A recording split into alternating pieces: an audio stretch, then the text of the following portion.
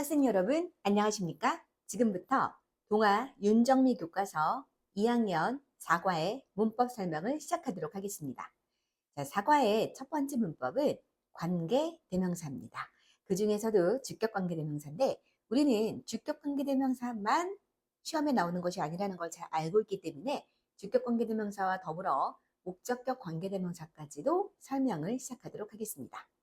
자, 관계대명사는 사실은 이제 어떻게 태어났는지 그 배경부터 알게 되면 사실은 너무너무 쉽죠. 자, 관계대명사는 A라는 문장과 B라는 문장이 하나로 합쳐지죠. 이 합쳐지는 과정 속에서 두 문장을 한 문장으로 연결시켜주는 접속사가 등장합니다. 자, 접속사와 함께 두 문장에서 공통된 대명사가 있었을 거예요. 그래서 이 접속사와 대명사를 합쳐서 한 단어로 만들어줍니다. 그때 탄생된 단어가 바로 관계 대명사죠.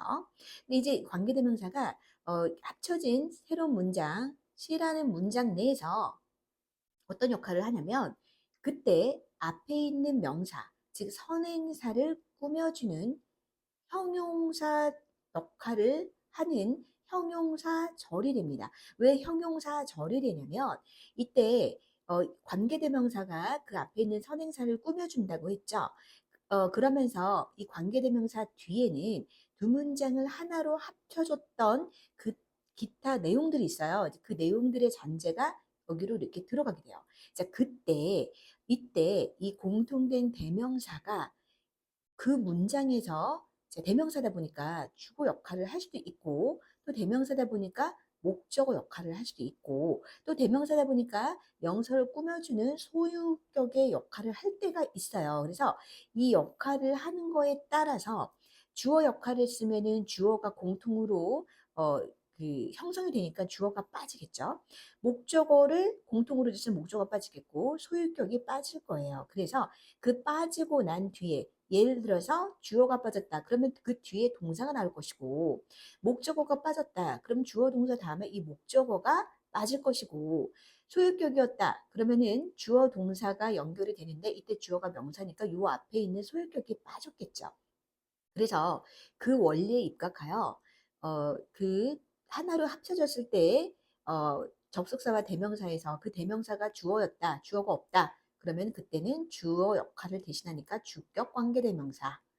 자, 목적어가 빠졌다. 그러면 목적어 역할을 대신하죠. 목적어 역할 하니까 목적어에 권한을 줬다. 목적격 관계대명사. 자, 소유격을 대신했다. 소유격에 권한을 줬다. 소유격 관계대명사가 됩니다. 너무너무 쉬워요. 자, 원리는 그렇습니다. 자, 그러면 우리가 지금 이제 요게 기본 원리인데 이 원리를 한눈에 빡 하고 알아볼 수 있는 팁이 있잖아요. 그 팁이 무엇이냐? 자, 주격인 관계대명사일 때 우리가 아는 팁. 자, 이렇게 문장이 있어요. 주어, 동사 있고 여기 지금 명사가 있어요.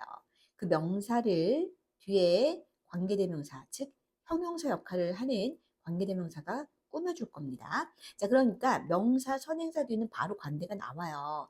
그런데 그때 주어 역할을 한다. 얘가 무슨 역할을 한다? 주어 역할을 한다. 주어 역할 하면은 그 주어는 뒤에 뭐가 있어요? 그렇습니다. 동사가 있죠. 그러니까 주격 관계대명사 뒤에는 바로 동사가 오겠구나. 자, 그럼 우리는 그 주격 관계대명사의 종류를 아시면 되겠죠. 자, 선행사가 사람이면 who, 자, 사물일 때 which, 둘 다 쓰고 싶을 때 that 이렇게 해버리면 끝나요. 자, 그러면 목적격 한번 보겠습니다. 목적격. 자, 목적격 관계대명사도 똑같아요. 주어 동사 있고 명사가 이렇게 있죠. 이 명사는 이제 선행사 역할을 합니다. 앞에 나왔다. 그래서 관계대명사 꾸며주는. 자, 여기서 지금 보시면은 또 여기도 이제 관계대명사가 딱 나와요. 그러면 이 관계대명사가 목적어 역할을 하려고 그래. 그러면 어떻게 돼? 자, 주어 동사. 그 중에서도 무슨 동사? 그렇습니다. 타동사로 끝나겠죠. 왜? 타동사 뒤에는 목적어가 있었는데 목적어를 지금 뭐가 관계대명사가 대신했잖아요. 또 하나 있습니다. 주어랑 자동사로 끝나지만 끝나는 게 아니라 끝나게 되면 완전한 문장이죠.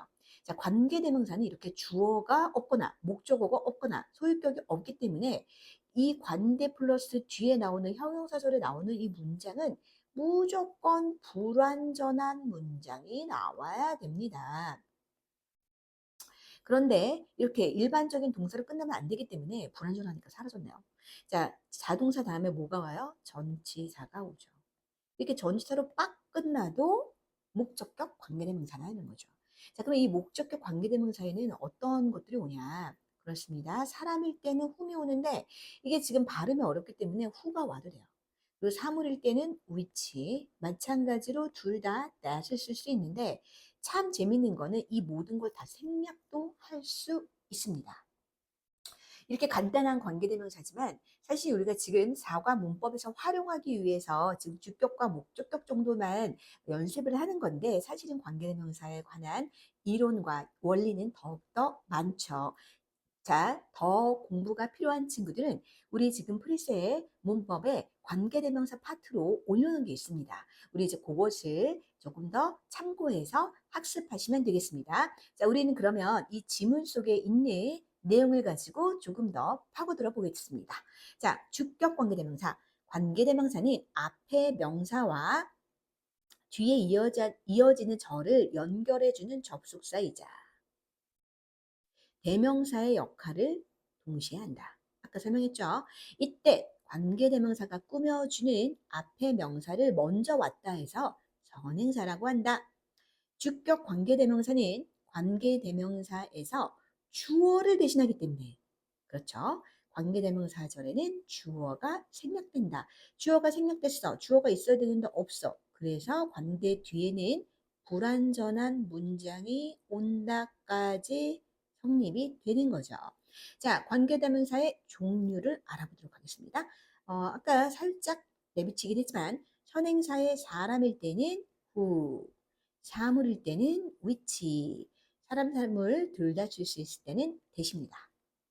자, 관계대명사는 명사 또는 대명사를 대신함으로 주격, 목적격이 있는데 선행사가 사람일 때는 관계대명사 who, 사물일 때는 which, 또 사람과 사물, 동물에 모두 사용할 수 있을 때는 that을 쓴다. 주격 관계대명사는 관계절 내에서 주어 역할을 하며 뒤에 주어가 없는 불완전한 문장이 온다. 자, 요거는 사실은 여기에 전반적인 follow는 다 논리에 맞게 딱딱 떨어지죠. 이거는 그냥 한 문장을 이해하면 나머지가 다 이해가 되는 문장입니다. 자, 그럼 계속해서 예문을 통해서 보도록 할게요. The man is very friendly. He lives next door. 자, 그 남자는 매우 친절해. 근데 그가 어디에 살아요? 그는 옆집 살아. 즉, the man과 he가 일치하죠.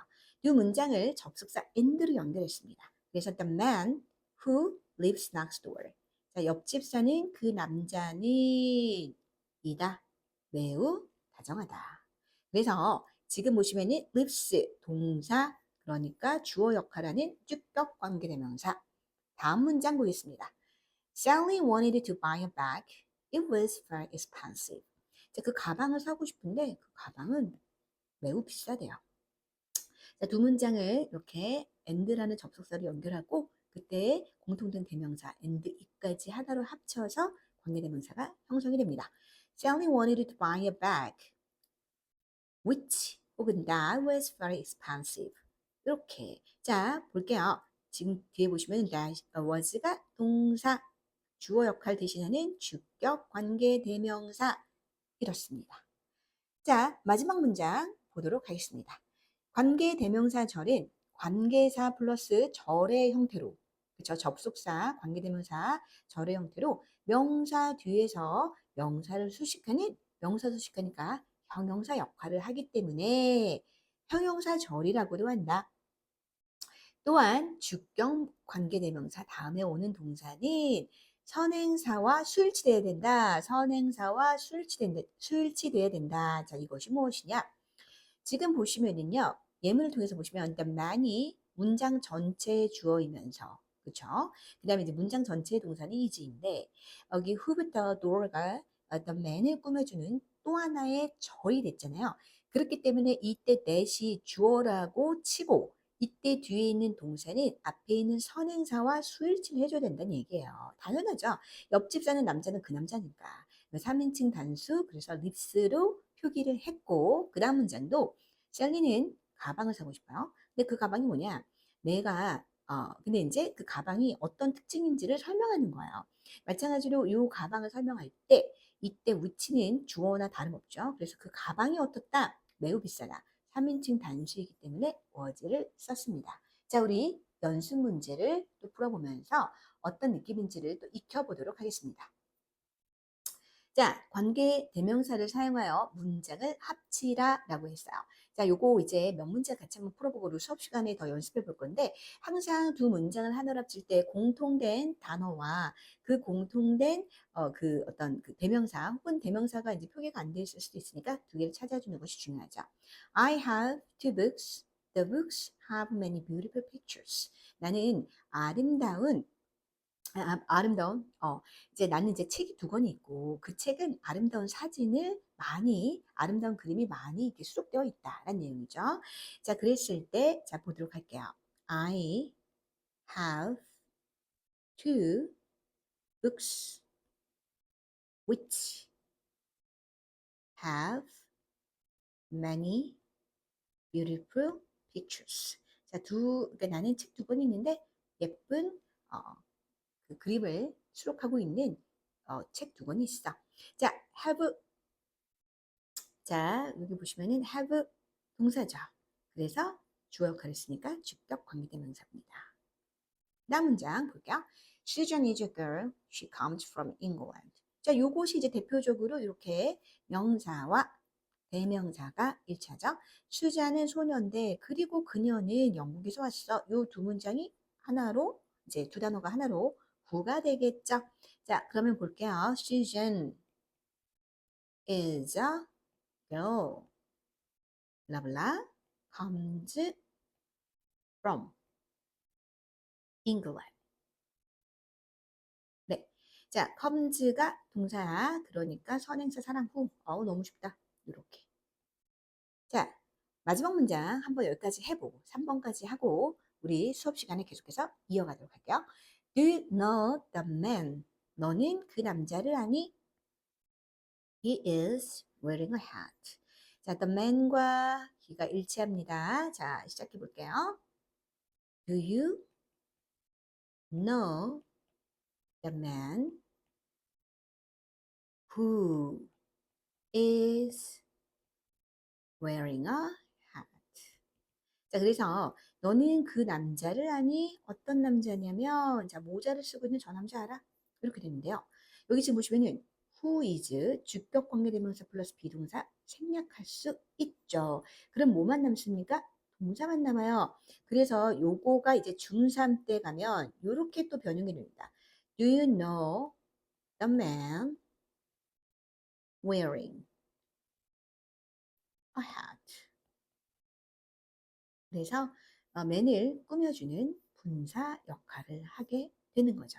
자, 그래서 그때 이제 다시 한번 비교 분석하겠지만 이 관계 대명사와 분사는 공통적인 것이 형용사 역할을 한다라는 점, 명사를 꾸며줬기 때문에 이제 관계 대명사는 절의 형태고 분사는 구의 형태라는 것까지 또 그리고 확장해서 알아볼 수 있습니다. 자, 관계 대명사는 여기까지 설명 마치겠습니다.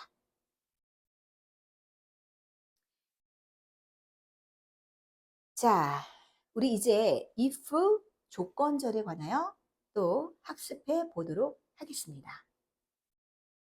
if절 같은 경우에는 사실은 요 두 가지를 알아두시면 되는데요. 자, if는 해석을 두 가지로 합니다. 만약으로 해석을 하는 경우가 있고 뭐뭐인지 아닌지로 해석을 하는 경우가 있습니다. 자, 이때 만약이라고 해석을 할 때는 우리가 조건을 나타냈기 때문에 조건의 부사절이라고 얘기를 하고요. 뭐뭐인지 아닌지는 목적어 역할을 하는 명사절이라고 합니다. 자, 일단 해석을 이렇게 하는데 우리는 또 이렇게 해석할 수 있는 원리가 있죠. 자, 그 원리는 무엇이냐? 만약이라고 할 때에는 if절이 있고 주어 동사, 주어 동사로 연결되고 혹은 주어 동사, if절, 주어 동사인데 이때는 미래를 나타내는 부사구가 오더라도 반드시 if절은 현재 시제를 쓴다라는 것이 우리가 반드시 알아두어야 할 원리이며 목적어 역할하는 명사절이라고 했으니 잘 생각해 보시면은 목적어 역할하는 명사절 목적어는 타동사 뒤에 오죠. 그리고 if, 주어, 동사 연결된 거기 때문에 타동사 뒤는 무조건 목적어가 오고 목적어 역할하는 것은 명사이니까 자, 접속사 주어 동사니까 절의 형태죠. 그래서 명사절인 거예요. 그래서 뭐뭐인지 아닌지로 해석을 할 때에는 반드시 옆에 타동사가 온다라는 점. 이걸 명심해 두시면 됩니다. 자, 우리 그러면 지문을 통해서 또 한번 우리 학습해 보도록 하겠습니다. If you exercise every day, you can get healthy. 여기서는 이제 조건, 만약에 네가 매일 운동한다면 너는 건강해질 수 있다. 만약 뭐뭐 한다면이라는 조건을 내밀었죠.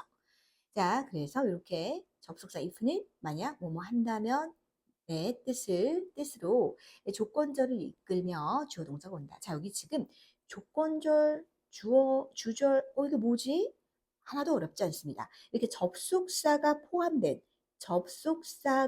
포함된 절은 무조건 조건절이에요. 혹은 종속절이라고 합니다. 그런데 아무것도 없는 절 있죠. 이것이 바로 주절이라고 합니다. 주절, 종속절. 그 종속절 중에서 그 하는 역할이 조건이기 때문에 조건의 부사절이라는 말을 쓰는 거예요. 그 다음 문장 볼게요. If you study hard, you will get perfect score. 자, 네가 만약에 열심히 공부한다면 조건도 알았죠. 너는 완벽한 점수를 얻을 것이다. 마찬가지로 접속사가 있기 때문에 자, 여기 이 절이 종속절이고 없기 때문에 주절이 됐는데 주절과 종속절은 이렇게 위치를 바꿔도 됩니다. if절은 주절의 앞에 오는 경우 부사절 뒤에 콤마를 찍지만 부사절이 주절의 앞에 나올 경우 두 문장 사이에 콤마를 찍지 않는다. 지금 보시면은 이걸 얘기하는 거예요. 자, if절이 앞에 왔죠? 그래서 콤마를 찍습니다. 하지만 if절이 뒤에 왔죠? 콤마 찍지 않습니다. 자, 그 다음 문장 보겠습니다. if는 뭐뭐인지 아닌지의 의미로 명사절을 이끌기도 한다. 방금 설명했던 거죠. 보시면은 너는 아니, 알다 무엇을 타동사 if부터 or not까지 타동사 뒤는 목적어 역할을 하죠. 목적어 역할을 하는 명사절 됩니다. 자, 너는 아니, 뭐뭐인지 아닌지. 자, 명사절에서는 뭐뭐인지 아닌지로 해석을 하는 거죠. 그녀가 샀는지 안 샀는지. 셀폰을. 자, or not은요, 뭐뭐인지 아닌지의 어떤 라임, 추임새를 맞춰주기 위해서 if or that을 쓰는데 or not은 생략 가능합니다.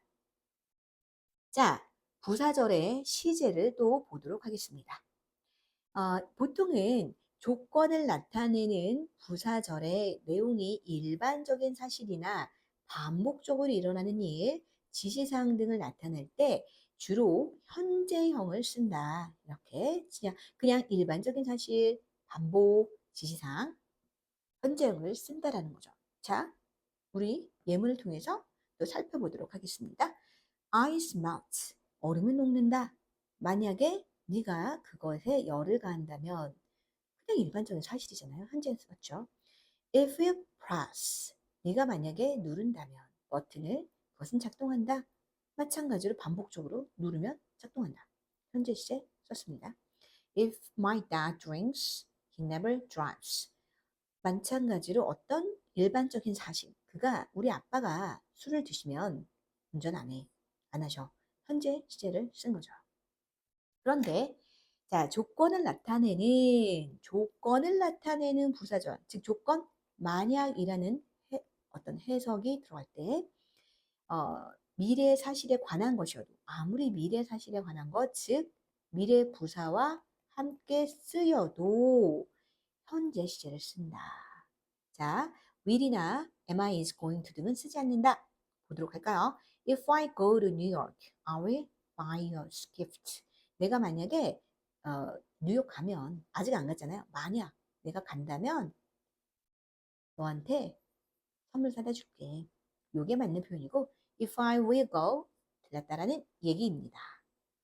그런데 조건의 부사절에서만 그런 것이 아니라 시간을 나타내는 접속사 자, when, before, after 등에서도 현재 시제가 미래를 나타낸다. 즉, 이 말로 우리가 결론 내릴 수 있는 건 조건이나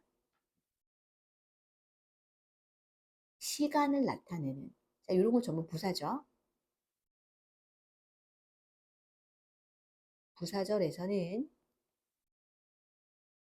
현재 시제를 쓴다 라는 원리가 탄생하게 되었습니다. 자, 그럼 볼게요. He will call her when 뭐뭐 하면 뭐뭐 할 때 시간의 부사절이죠. He leaves the house. 아직 도착하지 않은 건데요. 아직 떠나지 않은 건데요. 떠날 때 전화할 거야. 떠날 때 전화할 거야. 아직은 안 떠났지만 시간을 나타냈기 때문에 현재 시제 썼습니다. 또 이제 if not 만약 뭐뭐 하지 않는다면 이라는 부정어를 나타낼 때는 unless를 써요. 자, 이제 그 표현까지 보도록 할게요. 자, unless도 접속사이기 때문에 이렇게 주어 동사의 형식적인 구조가 된다라는 것까지 보고 예문 통해 보겠습니다. If you don't get up early. 자, 너가 만약에 일찍 일어나지 않는다면 you will be late for school. 학교 지각할 거야. If not 한 단어로 unless죠. Unless you get up early. 너가 일찍 일어나지 않는다면 너 학교 늦을 거야 라고 얘기했어요. 자, 마지막 팁까지 보도록 하겠습니다. unless는 뭐뭐 하지 않으면 이라는 뜻의 접속사로 if와 not의 의미가 함께 포함되어 있다. 그러므로 unless 뒤에 주어, 동사할 때 여기에 부정형을 쓴다, 안 쓴다? 안 쓴다. unless가 부정이기 때문에 부정이라서 그런지 사라졌어요. 자, unless가 부정이기 때문에 쓰지 않는다. 어때요? 이 구절 참 쉽죠? 자, 우리 연습 문제를 풀어보도록 하겠습니다. 자, 알맞은 것을 고르라고 했어요. 자, 1번부터 보도록 할게요. Let's go for a walk. 산책 가자. 너 만약에 피곤하지 않으면 unless you aren't tired. 너가 피곤하지 않으면 나가자. 여기 부정이 있죠? if입니다. You'll be sick.